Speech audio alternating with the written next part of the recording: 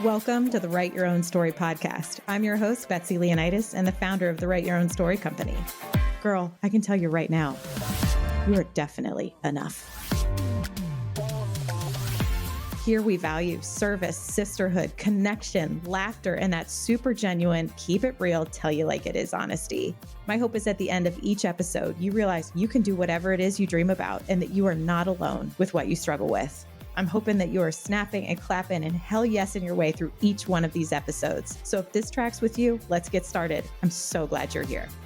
All right, everyone. Welcome back to the latest episode of the Write Your Own Story podcast. I am your host, Betsy Leonidas, and it is just me today, and I am beyond thrilled to be here to talk about one of my favorite societal shoulds that I think absolutely should be challenged, and that is I should feel more confident. I don't know where along the way, but we have been taught from very beginning that you need confidence to be able to do something. And that your confidence should just, inherently be there. There's a lot we're going to get into, but one of my favorite things to do on this show is to challenge societal shoulds. And so I think it's so important. Okay.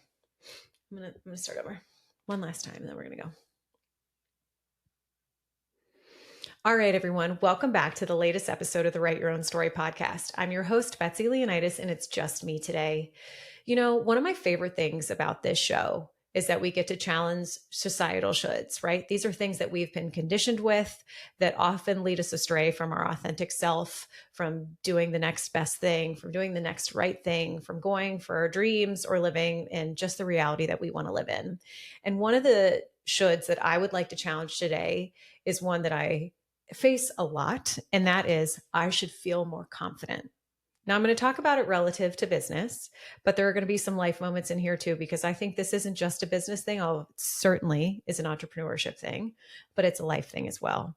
And my promise is that when you finish listening to this episode, that I will share the unlock for me that has truly changed my life when I think about confidence and I think about action related to confidence. So stay tuned, guys, because this one means a lot to me. So I think, again, when we think about anything in life, shoulds really shoulds for me has now become a red flag word. If I say the word should, it makes me slow up a little bit and pause and think about, why should I do anything? Does it feel true? Does it feel real? Does it feel authentic?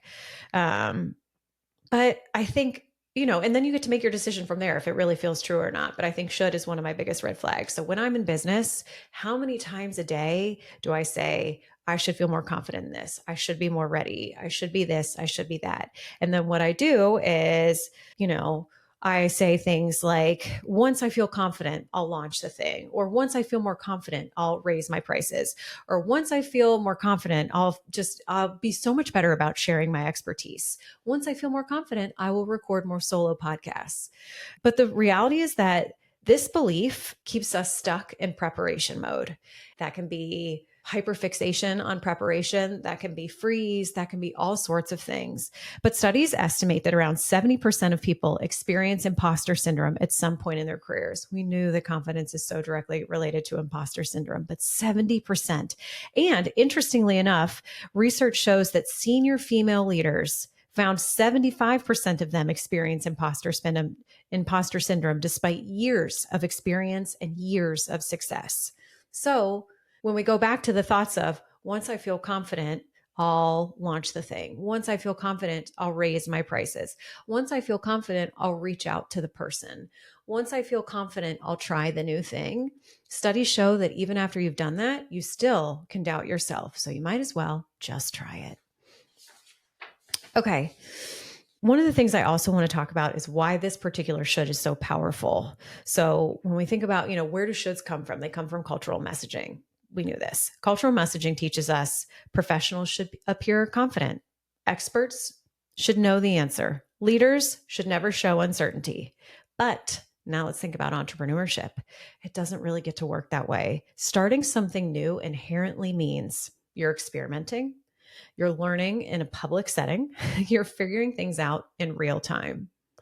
Now that feels like life, doesn't it? I mean, what more relates to entrepreneurship and life than figuring things out in real time, feeling like everybody is watching and truly experimenting? That certainly is parenting. So let me tell you a little bit about how I've seen this show up in, why this should is so powerful. In my 15 years of corporate marketing experience, I have had to prove every time I wanted a promotion, I had to go in there and fight for it and ask for it. No one ever just comes to you and says, here's a promotion. You have to pitch it, you have to substantiate it, you have to fight for it. And I think every time, if not almost every time, I had to do the new role in addition to my current role before I was ever given the opportunity. I had to prove it and build confidence in my manager by being able to prove it through action that I could handle the role, and then I would get it. And then we had to talk about raise, but that's a whole different topic. But my point being, in the corporate world, yes, you have all these checks and balances and measures of 360 reviews, all the check-ins with your manager, peer reviews, team meetings, etc. But if you really are proving yourself to be ready for the next level, you had to prove it through action. And that is how you build confidence. 10 years in building a business. Here's one of the most common things that I hear in my conversations, really that I've experienced in my own life and that I hear in conversations with other women starting and running their own businesses, is that failure is a big part of it. And where you build confidence in failure is to know that you're going to be okay. You failed. Okay. Someone saw it. Okay. Are you okay? Yeah, I'm okay. And you pick yourself up, you learn something, you dust yourself up, and you keep going and you live and you learn and you pivot, because that's life. And entrepreneurship is so much like real life. And then, I think the other thing that I hear from all the conversations in coaching and in webinar and just, in women in business, especially in entrepreneurship, with all the women who have sat on the podcast with me, is that the difference between someone who's doing it and not doing it is the leap that they're willing to take. Are you ready to jump? Are you willing to jump? Are you willing to jump into the hot boiling water, not knowing which way to swim or what's up or down? Because it's so worth it. But that leap is absolutely terrifying.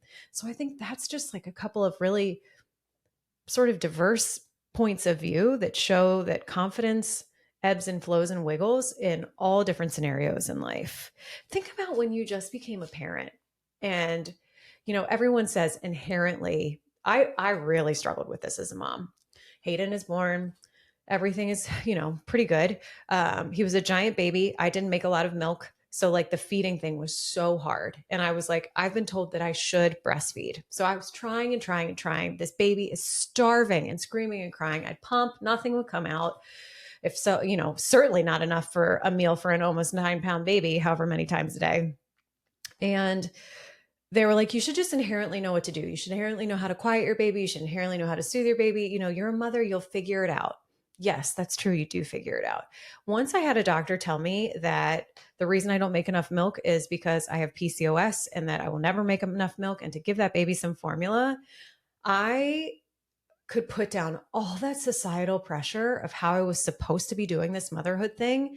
And then I could feed my child and have confidence that he was fed and full and nourished. And then I could figure the rest out. But I didn't have confidence as a mom to start. Feeding or no feeding issues, I had zero confidence. And I just remember them handing me this beautiful baby and being like, you've got this. I'm like, no, I don't.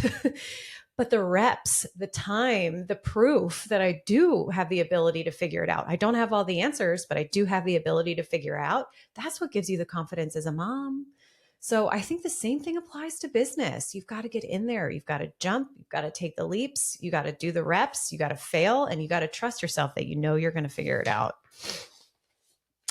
I also want to challenge the idea of like, why do, so often we think, okay, pivoting back to business. I know I took us on a mom pivot there, but I just feel like everyone who has children can relate to that.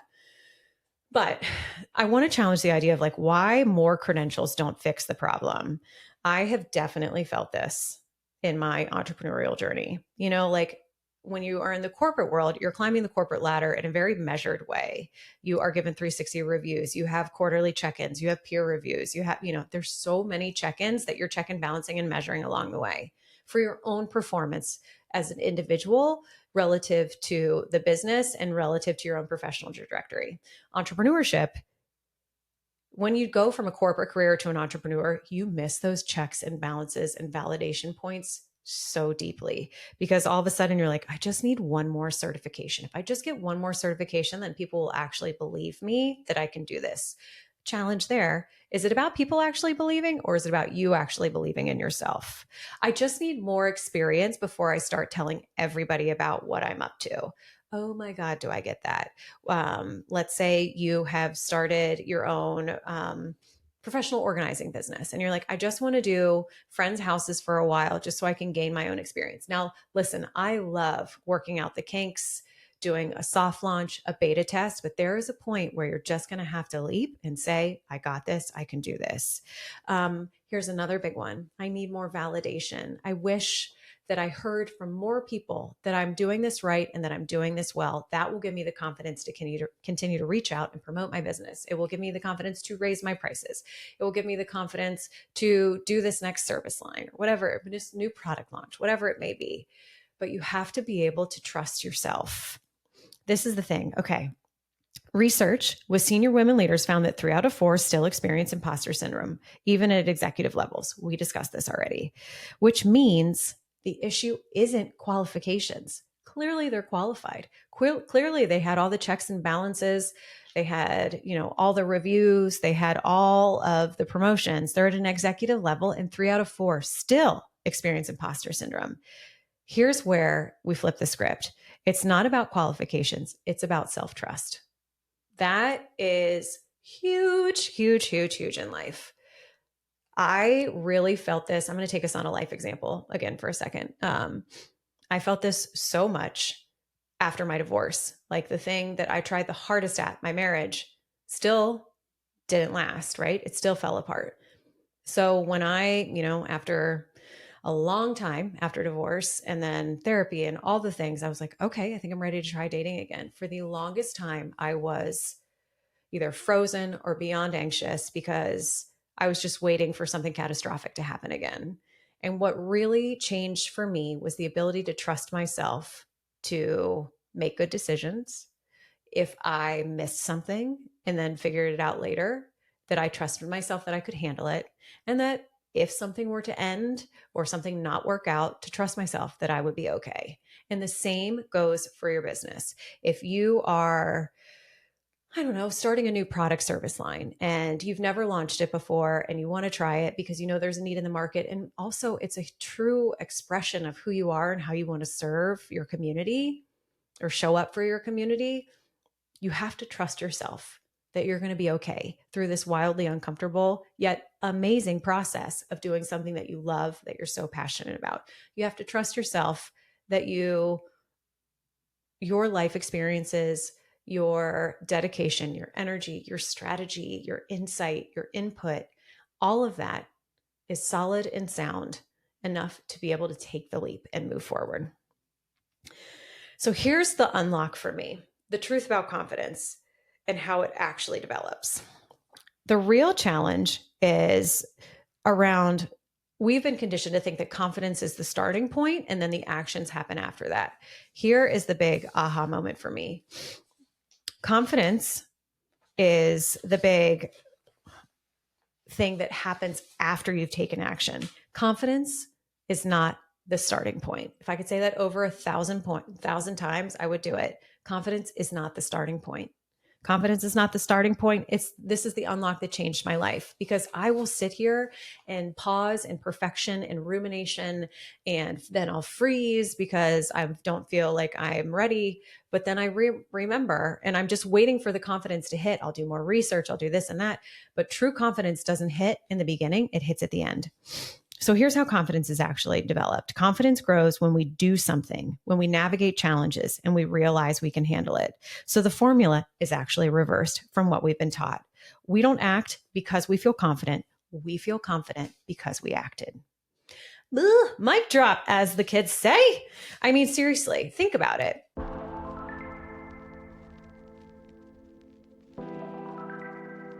I have to tell you, I'm literally obsessed with my Oura Ring 4. Honestly, my Apple Watch was way too much noise for me. Stand up, sit down, you have a meeting, you're late, your steps are low, breathe, all the things. But this little ring has been an absolute game changer. It doesn't just track my sleep, it helps me actually rest better. Every morning, I get insights into my recovery, my readiness for the day, and whether my body needs more downtime. It even tracks my steps, my cycle, and literally so much more. If you're someone who loves data, cares about your health, and also loves cute jewelry, this ring is for you. This is a gentle reminder, backed by science, that rest is just as important as hustle. Unlock this powerful tool for better sleep, less stress, and smarter recovery with Oura Ring 4. Use my link in the show notes to get 10% off your Oura Ring today.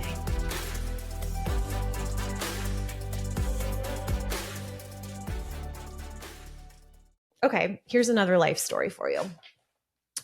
I, in one of my roles, used to have to speak on stage in front of the total company. That's, hundreds and hundreds and hundreds of employees.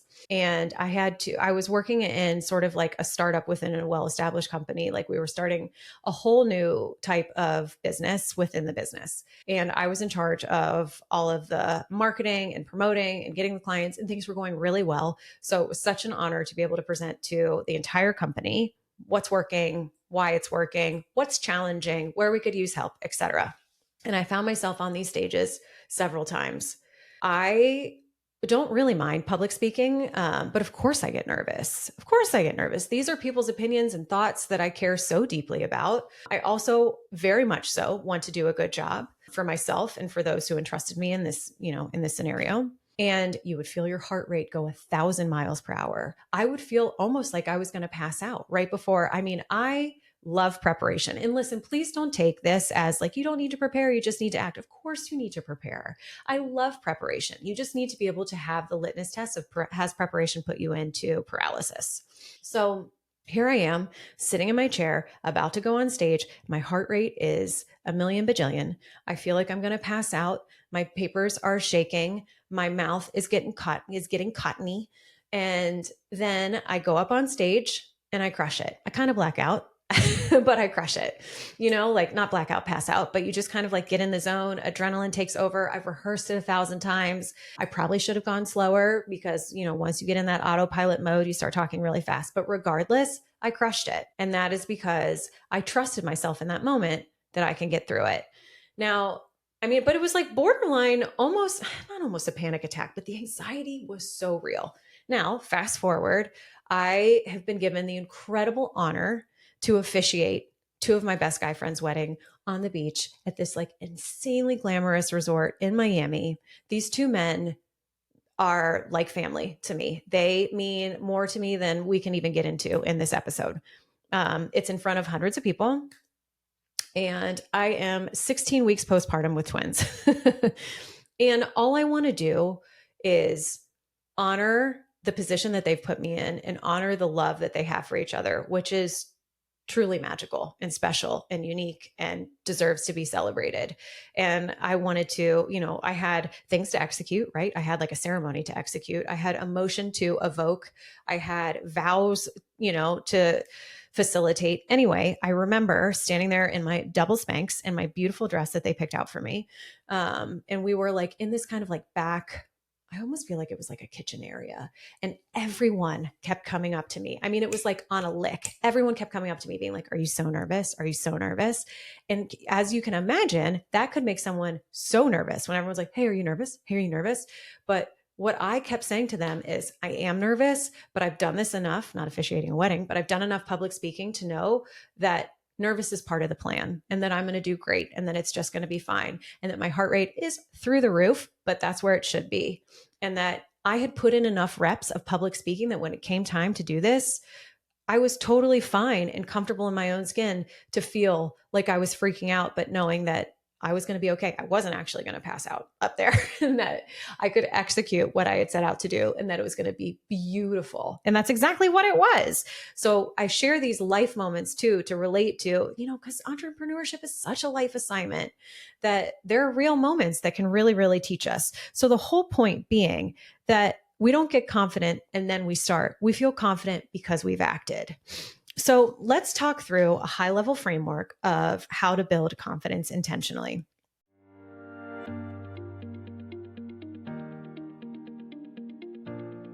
Hey, fellow boss babe, if you're craving less time on social because it feels like you're constantly in your comments and DMs trying to respond back to your potential customers, I totally get it. When I had my e-commerce business, I felt like I checked Instagram every 5 minutes. But what if there was a smarter, easier way to connect with your audience? Good news, there is. Let me introduce you to ManyChat, my go-to tool for automating messages on Instagram, Facebook, and even text. With ManyChat, you can set up automated conversations in minutes. No tech headaches, no coding required. Trust me, if I can figure it out, so can you.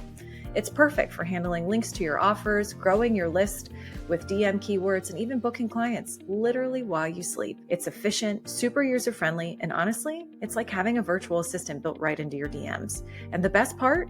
Because you're a friend of the Write Your Own Story podcast, you can try it totally free for your first month. Just use the link in the show notes. Is there anything better than to test something for your business for an entire month with no cost attached? It's my favorite. So if you're ready to save time, respond faster, and turn followers into clients, tap the link in the show notes and give ManyChat a try for free. First month's on me. Grab the offer today and go enjoy a much needed break from your phone. You deserve it.